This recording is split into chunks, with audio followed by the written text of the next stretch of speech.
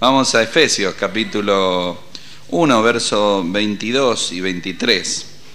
Cuando hablamos del crecimiento de la Iglesia de Cristo, vamos a ir viendo algo muy interesante, que una iglesia en realidad no necesita trucos para crecer.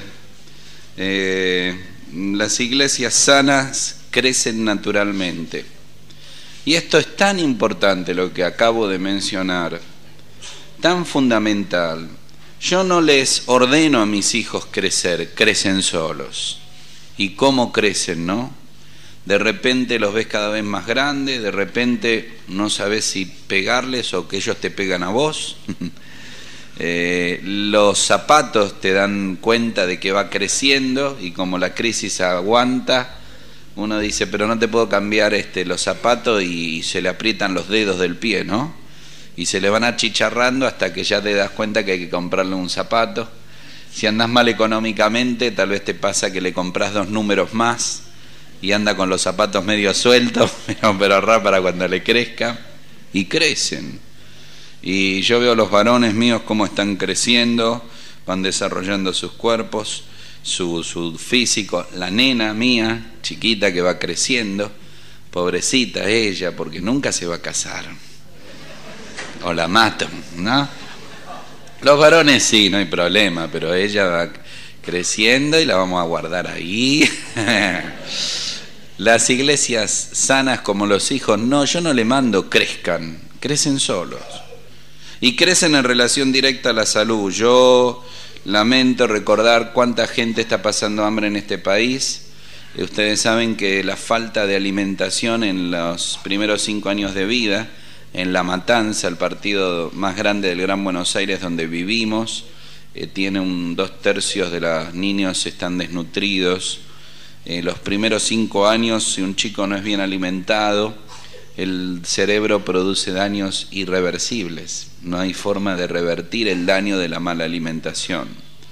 Pero cuando uno ve hijos sanos, mis hijos son sanos y comen, y vienen de esa filosofía. ¿Se acuerdan los abuelos que decían, si es gordito como es, sanito, ¿no? Y a mí miren qué sano que estoy yo. Fluyo de sanidad, regalo sanidad. Pero realmente la buena alimentación a una persona sana le hace crecer.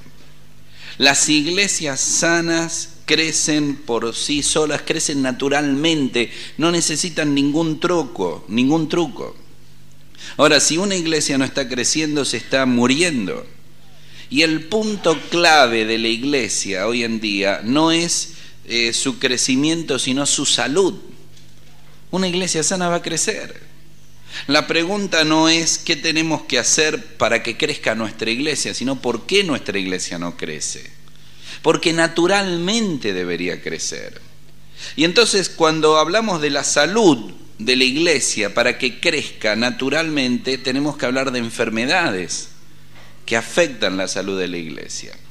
Y si hay un cuadro maravilloso de la iglesia en el Nuevo Testamento, es el cuadro del cuerpo de Cristo. Porque el cuerpo sufre, cuando un miembro se enferman todos, y el cuerpo tiene diversidad y unidad y cosas que en esta noche queremos ver. Efesios 1, versos 22 y 23. Y sometió todas las cosas bajo sus pies, y lo dio por cabeza sobre todas las cosas a la iglesia, la cual es su cuerpo, la plenitud de aquel que todo lo llena en todo. Efesios capítulo 4, verso 4. No, vamos a leer verso 3. Solícitos en guardar la unidad del Espíritu en el vínculo de la paz, un cuerpo y un espíritu, como fuisteis también bien llamados en una misma esperanza de vuestra vocación, un Señor, una fe, un bautismo, un Dios y Padre de todos, el cual es sobre todos y por todos y en todos. 7 cosas mencionó ahí. Pero a cada uno de nosotros fue dada la gracia, y fue dada, dice, conforme a la medida de Cristo. Por lo cual, dice, subiendo a lo alto llevó cautiva la cautividad y dio dones a los hombres. Más adelante, verso 11, y él mismo, Cristo, constituyó a unos apóstoles, a otros profetas, a otros evangelistas, a otros pastores y maestros. Hay una coma porque sigue la idea. ¿Para qué dio los dones? A fin de perfeccionar a los santos para la obra del ministerio, para la edificación del cuerpo de Cristo. Coma, sigue la idea. ¿Hasta cuándo esta perfección? Hasta que todos lleguemos a la unidad de la fe y del conocimiento del Hijo de Dios, a un varón perfecto, a la medida, esa es la medida, de la estatura de la plenitud de Cristo, para que ya no seamos niños, fluctuantes, llevados por doquiera de todo viento de doctrina, por estratagema de hombres que para engañar emplean con astucia las artimañas del error, sino que siguiendo la verdad, pero ojo, dice, la verdad en amor, crezcamos en todo, en aquel que es la cabeza, esto es Cristo, de quien todo el cuerpo, del cuerpo de Cristo estamos hablando, bien concertado y unido entre sí por todas las coyunturas que se van ayudando mutuamente, según la actividad propia de cada miembro, recibe su crecimiento para ir edificándose en amor.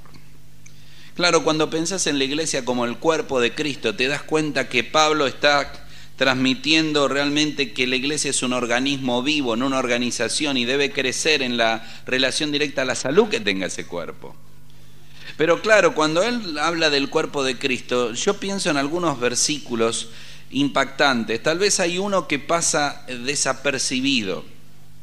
Cuando en Hechos capítulo 9 Saulo va persiguiendo a la iglesia y en el camino a Damasco ve una luz y cae, el Señor Jesús se dirige a él y hay algo muy marcado que pasa como oculto.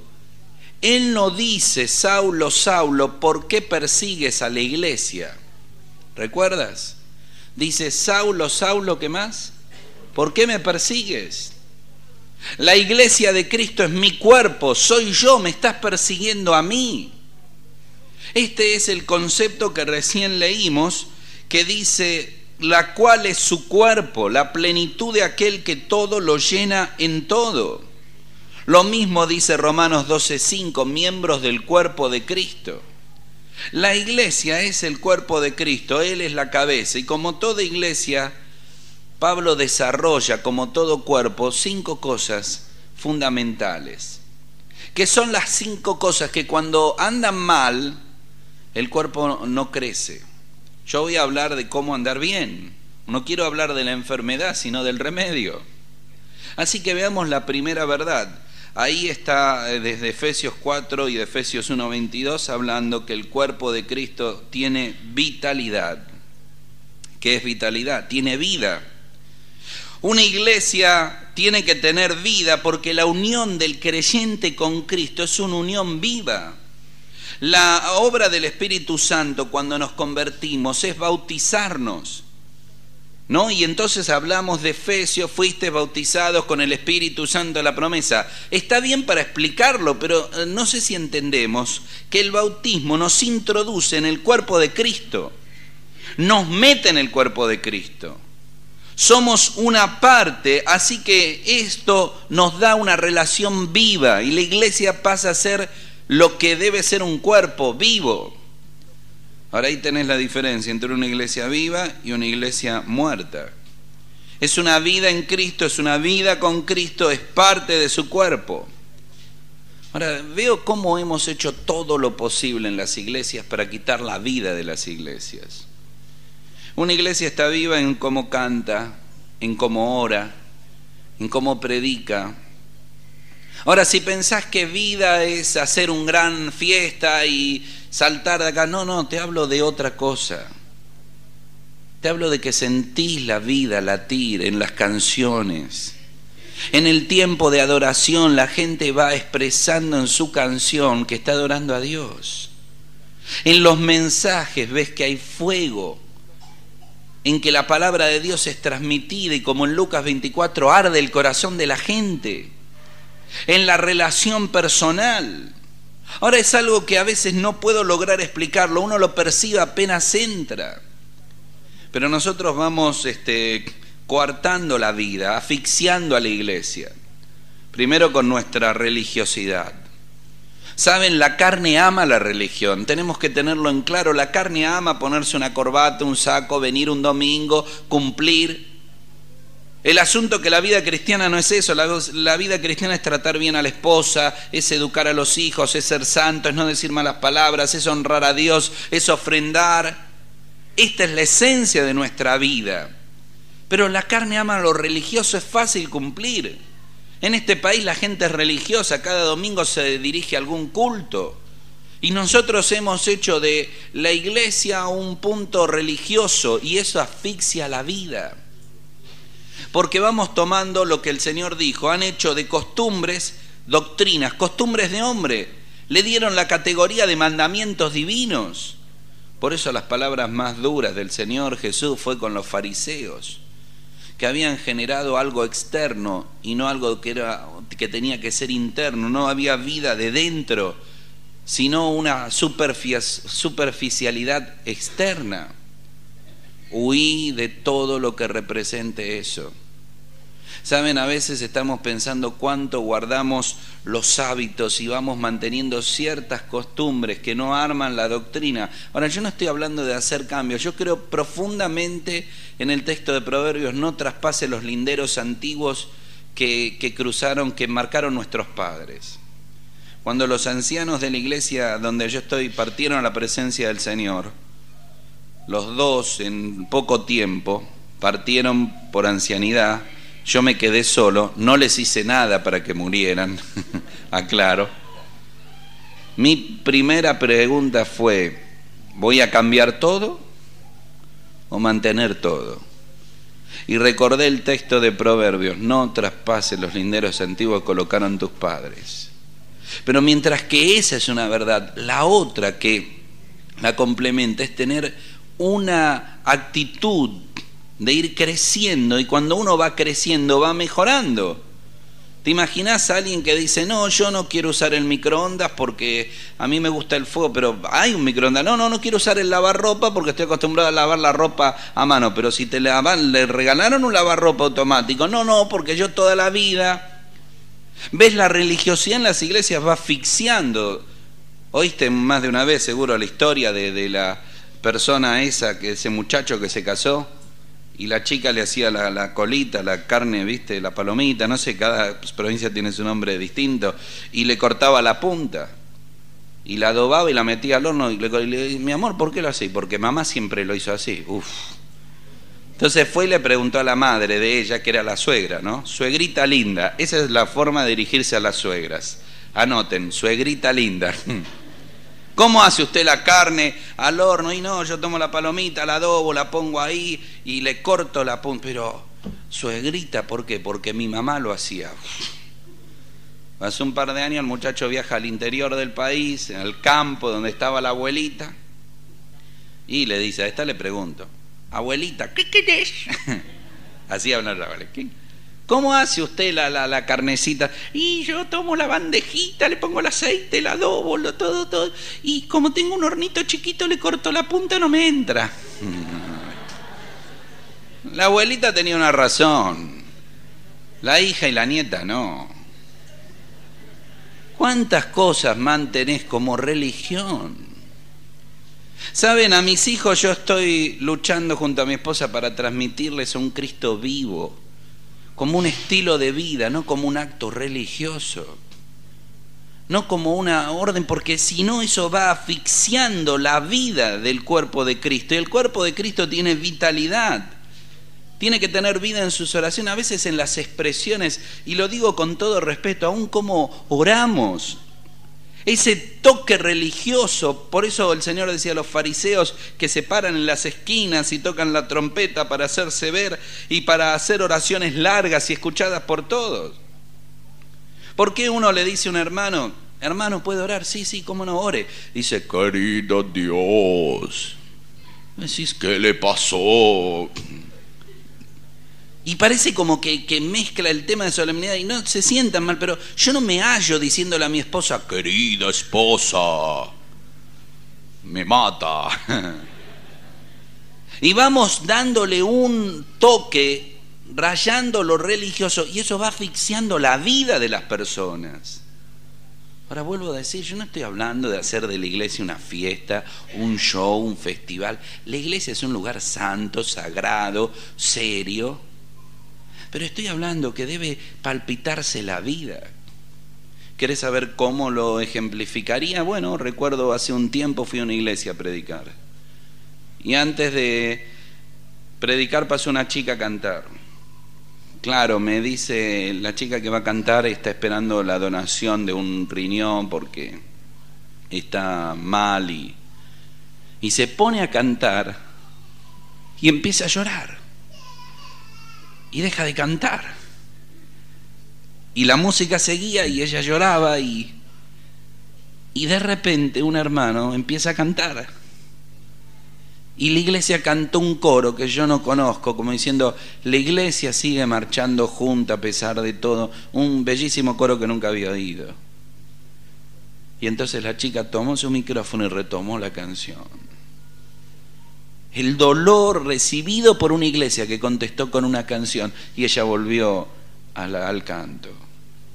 Vida que se perfila y se siente en la oración, en el mensaje, en el entusiasmo, en el empuje, en el crecimiento. Ese es un cuerpo que va creciendo porque tiene la salud que da la vida, vitalidad. En segundo lugar, ahí en el verso 4 habla de unidad. Porque dice que hay un cuerpo y saben, a mí me encanta saber que yo no tengo que hacer nada para crear la unidad.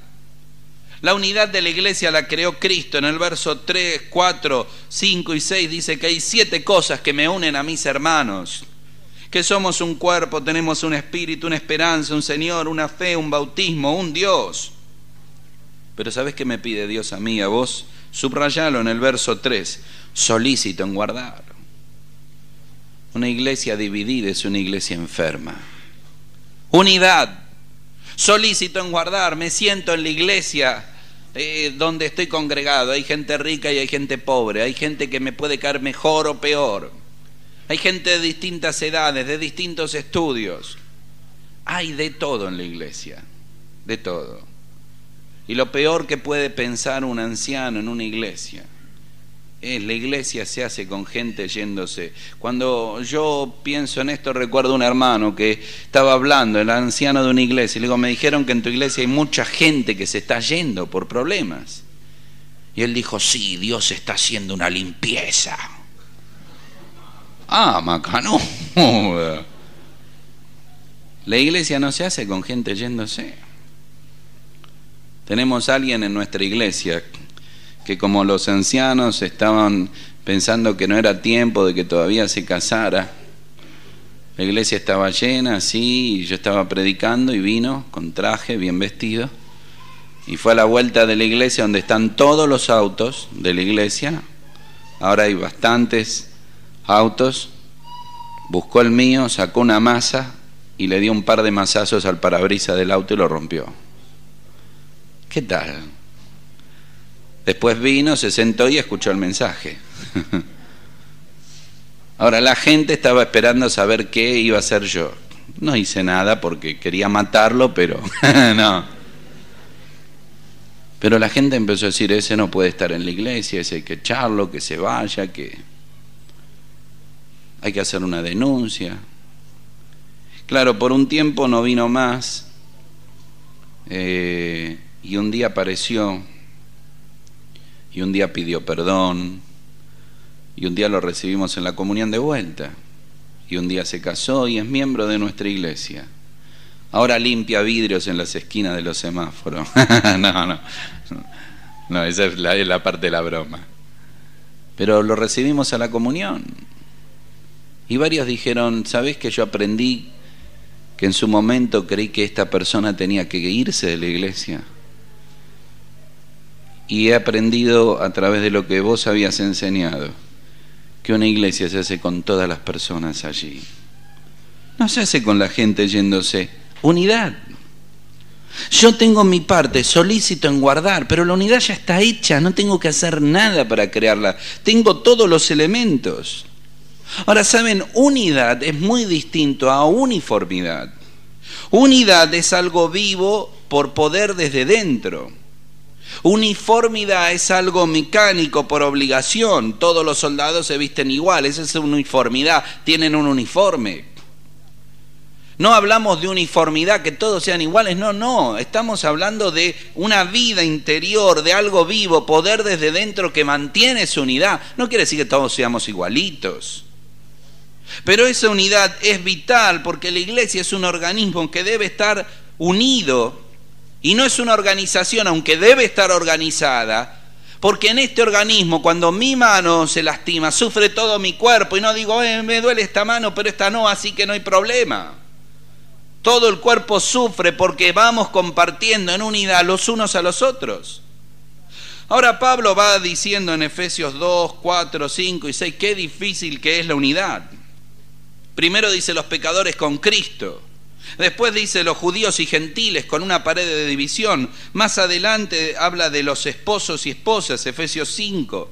En Efesios 6 habla de los padres e hijos. En Efesios 6, versos 5 y 9 de los amos y siervos. Y está diciendo, es difícil la unidad, pero Dios la quiere. Es hacer la paz en medio de los problemas, es ser un pacificador, es generar el perdón que viene de lo alto para mantener la unidad de la iglesia. Tal vez en la iglesia de Cristo muchas veces está tan enferma que pasa lo que pasó una vez en una carrera en Daytona 500. Iba el que iba primero corriendo con el auto en la punta. Acá en Rafaela le gustan los fierros, ¿no? Mucho. Y el que iba segundo lo pasó, y lo pasó en una maniobra peligrosa que lo tiró casi choca. Así que el que iba primero, que ahora quedó segundo, arrancó y lo empezó a perseguir al que iba adelante y lo sacó de la ruta, de la pista, y bajaron los dos y empezaron a agarrarse a trompadas. Y pasó el que iba tercero y dijo, ¡chao! Y llegó primero. Qué triste, ¿no? Peleándose en el camino. Creyentes peleándose en el camino. Miren, ustedes vieron que en la tele hay programas de terror. Yo oigo programas de terror en las iglesias. Oigo algunos problemas entre hermanos que son historias de terror. De cosas que se dicen, cosas que se hacen, que van enfermando la iglesia de Cristo. Hermano, no podés más así. No podés evadir la situación. Somos un cuerpo, unidad. Miren, lo voy a poner en otro plano, en el plano del matrimonio. Saben, cuando uno se pone de novio es medio ingenuo, ¿no? O sea, para ponerse de novio y casarse hay que ser un poco inconsciente y un poco ingenuo. Y cuando uno toma conciencia ya es tarde, se casó y... No, es bárbaro casarse. Pero muchachos y chicas solteras, les voy a decir algo mientras que todos los casados se ríen conmigo. ¿Está bien? Lo voy a decir y los casados se van a reír conmigo. Si hay algún soltero que dice esto, yo me voy a casar con ella, no con su familia. ¿No se ríen conmigo los casados? A ver. Te casás con ella, con la familia, con los cuñados. Dios mío, los cuñados. El perro de la abuela que te lo dejan porque salió de vacaciones, la tortuga, el loro, todo. Te venden el paquete así, vos la ves a ella. ¡Oh! Y después ¡oh! Vino mamá, y vino papá, y vino mi hermano, y el sobrino, y el tío, y ¡wow, wow! El perro. Casás con todo. Ahora, cuanto más rápido arregles tu relación con tus padres y con tus suegros, más feliz vas a ser en la vida. No podés escapar, toda la vida escapando. Lo mismo es en la iglesia, ¿entendés? No podés estar escapando, evadiendo. Hay gente que busca siempre otra iglesia. Yo le digo, ¿qué buscas? La iglesia perfecta. Bueno, no te congregues, la vas a arruinar. ¿Para qué vas a ir a arruinar una iglesia si es perfecta? ¿Ves? Hay una unidad que cuando se quiebra, entonces la iglesia se enferma. Ahora, observa este detalle porque las 5 cosas van juntitas. Vitalidad, unidad. En tercer lugar, diversidad. Porque dice, pero a cada uno, verso 7, dice, todos somos un Señor, una fe, un bautismo, pero a cada uno nos fue dada la gracia. Verso 11, y a unos dio apóstoles, profetas, evangelistas, dio distintos dones. ¿Sabes? En Romanos 12, en 1 Corintios 12 y acá en Efesios 4 habla de lo mismo. En Romanos 12, verso 1 al 5 habla de la unidad. Y en el verso 5 al 8 de Romanos habla de la diversidad. En 1 Corintios 12, 1 al 13 habla de la unidad, del cuerpo, todo es un cuerpo. Pero en el 14 al 31 habla de la diversidad, que la oreja no le dice al ojo o al pie, yo quiero ser pie, oreja. No, distinto. Ves, en Efesios 4, 1 al 6 habla de la unidad, pero en Efesios 4, del 7 al 13 habla de la diversidad. Ahora escuchá bien por un momento esto. Unidad sin diversidad es uniformidad y no sirve. Diversidad sin unidad es anarquía y no sirve. Lo repito. Unidad sin diversidad, sin que cada uno sea diferente, todos somos iguales, no sirve. Diversidad, cada uno haciendo su tarea, cada uno con su don, cada uno cumpliendo, sin unidad, es anarquía, cada uno hace lo que quiere. Necesitamos ambas. Y eso viene por el punto 4, que en un momento lo voy a decir. Pero la diversidad es fundamental. La belleza del matrimonio es la diferencia que hay. ¿Has descubierto qué diferente que son los cónyuges? Alguien dice que hay dos personalidades, la A y la Z. La A llega temprano, la personalidad Z llega tarde. La A cumple sus compromisos, la Z no lo cumple. La A le gusta relacionarse con la gente después de una reunión, la Z quiere irse rápido de la reunión. La A es cumplidor y ordenado, la Z es desordenado. Y dicen que la personalidad siempre se casa con la personalidad Z. ¿Te identificás con eso? Sí, ¿no? Diferentes. Pero el asunto es que con mi esposa lo importante no es ser diferentes. Eso lo hace hermoso. Porque el secreto del matrimonio no es pensar igual, sino pensar juntos. Nosotros vemos la vida diferente en el matrimonio. El hombre ve lo racional, la mujer ve lo emocional. La mujer habla con detalles, el hombre generaliza. Si yo tengo que volver de un casamiento y mi esposa me dice, ¿cómo fue el casamiento? Lindo, le digo. La novia de blanco, la comida rica. Ya está. Si ella va al casamiento, igual le digo, ¿cómo fue el casamiento? Ah, maravilloso, la novia tenía un vestido de 7 polleras con calado acá, y el predicador un saco azul con una corbata verde, con una cosa acá, y pregó, no, basta, no, pero te sigo. Oh. Ahora eso es maravilloso, porque cuando vamos a elegir una casa, yo veo si las paredes son firmes, si no hay humedad, si no filtra el agua, y ella ve de qué color es la pared, si la ventana de un arbolito, si el barrio es lindo para los chicos. Mi esposo y yo somos un gran equipo. No pensamos igual, pensamos juntos. Y la iglesia necesita de vos, mi muchacho, mi hermano, mi hermana, necesita de vos. La diversidad en la unidad en la diversidad. Nos necesitamos mutuamente. Pablo dice en Efesios 2, 20, 22, somos un edificio, así que hay un plan, pero distintas partes. Dice en Efesios 2:19, somos una nación, pero hay diferentes provincias. Dice Efesios 2, somos una familia, pero cada hijo es diferente.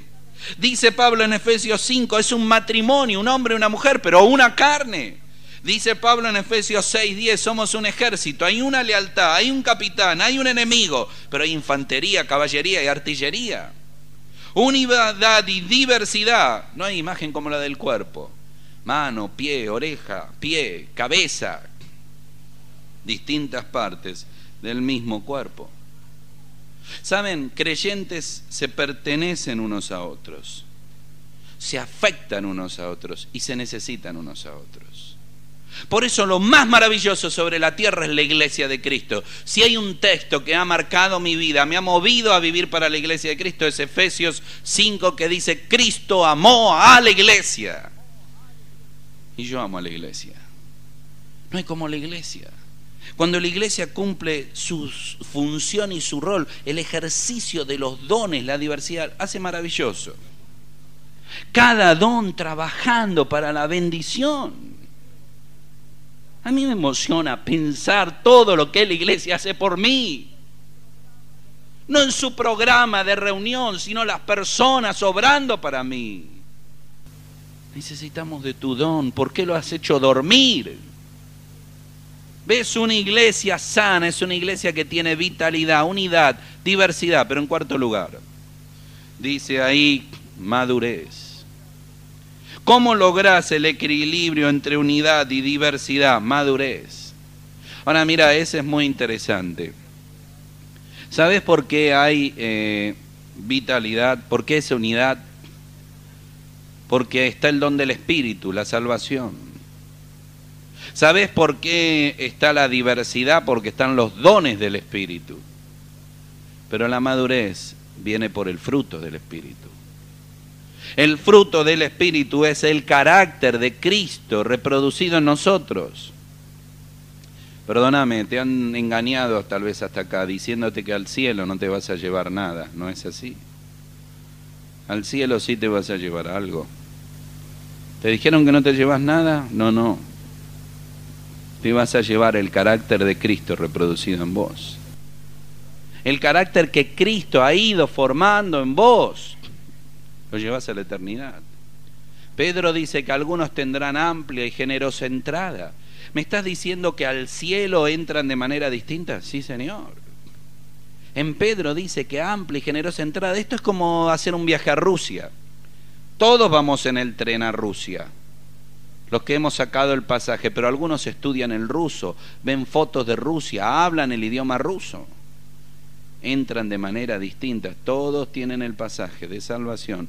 Algunos han ido formando el carácter de Cristo aquí en la tierra, permitiendo que el fruto del Espíritu se manifieste, que producirá y llegará a la eternidad. El destino final de todos es lo mismo, pero el punto de partida es diferente. Y sin ese fruto del Espíritu no hay madurez. Ahora, en 1 Corintios, en Romanos 12, en 1 Corintios, en Efesios 4, está la unidad, la diversidad y la madurez. Los tres pasajes, Romanos 12, verso 19 al 21, hablando de amarse unos a otros, en 1 Corintios 12, verso 13 al 14, y en Efesios 4, del 13 al 16, habla de esa madurez. ¿Cómo la entendés cuando dice ahí, ayudándonos hasta que todos lleguemos a la medida de la estatura de Cristo? Estatura, la medida es metrón, la palabra griega. El metro, la medida es Cristo, su plenitud. Y no vas a llegar solo, podés subrayar hasta que todos lleguemos. No hay creyentes que puedan vivir por sí solo la fe.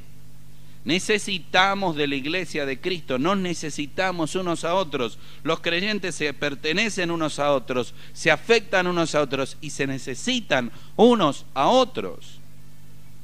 Ahora, qué notable este versículo.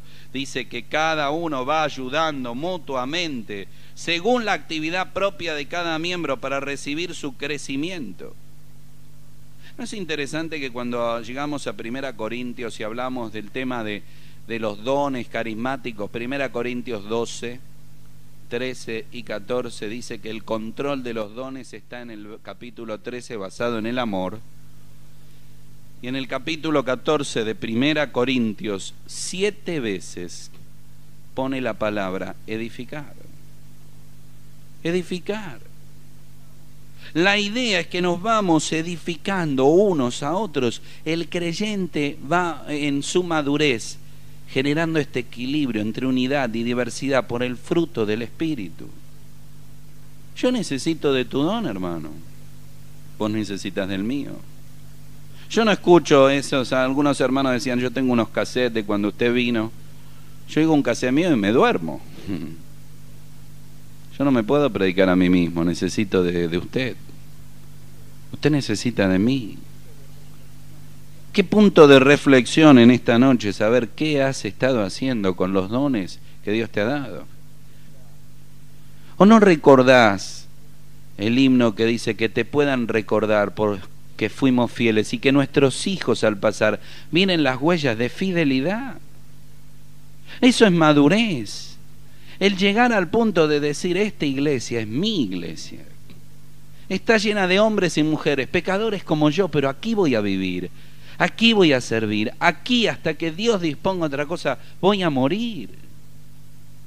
Ahora, una iglesia cuando carece de madurez está enferma. La inmadurez enferma, y la madurez no viene porque yo quiera ser maduro, viene por la aplicación de la palabra de Dios a la vida. Viene por una íntima comunión con Dios, viene por las pruebas. Y viene también por la comunión con la iglesia. Ahora, esas 4 cosas que acabo de mencionar están en una palabra, equipar. Equipar. Esa es una palabrita en el original muy lindo, porque en 2 Timoteo 3:16 dice que la palabra de Dios nos equipa, para que todos lleguemos a estar equipados, es la idea, para toda buena obra, para llegar a ser perfectos, teleios, completos, maduros por la palabra.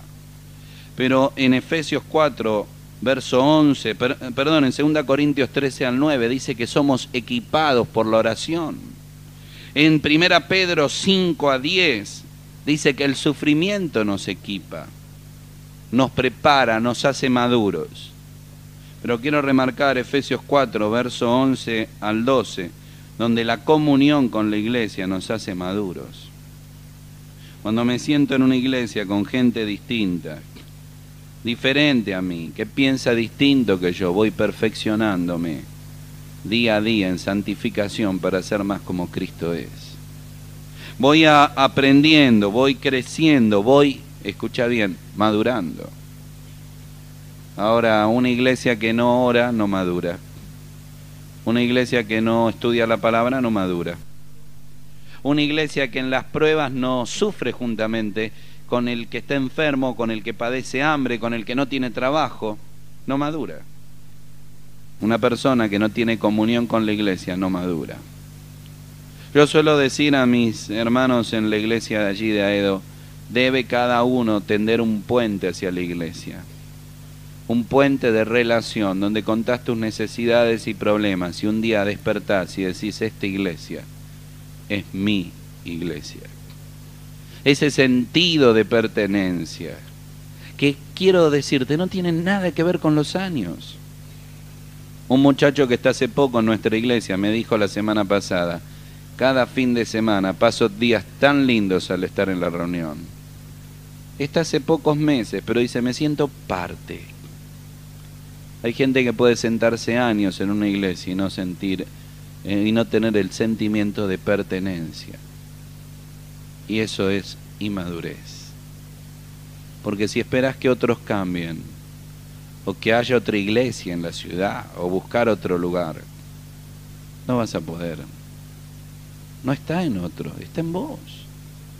Por eso llegamos al quinto y último punto, ministerio. Ahora lo dejamos al final porque es la consecuencia final.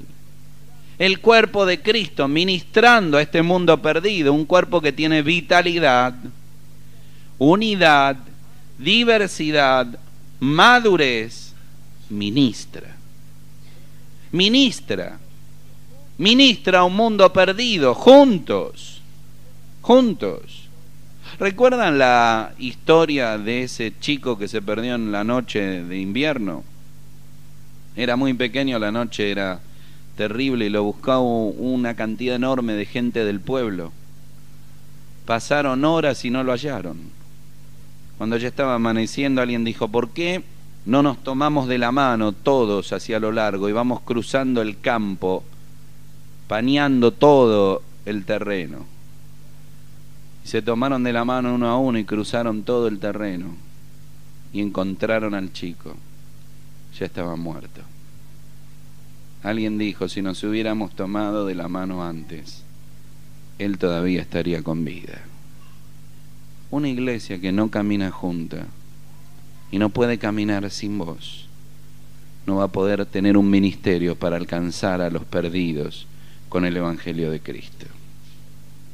Ahora, al terminar, sabes, el Señor Jesucristo necesitó un cuerpo físico en la tierra. Él se hizo hombre, Emanuel es Dios con nosotros. Él tomó forma, lo eterno entró en el tiempo, lo infinito en lo finito. Es lo que San Agustín llamaba el salto de Dios. Él necesitó un cuerpo físico.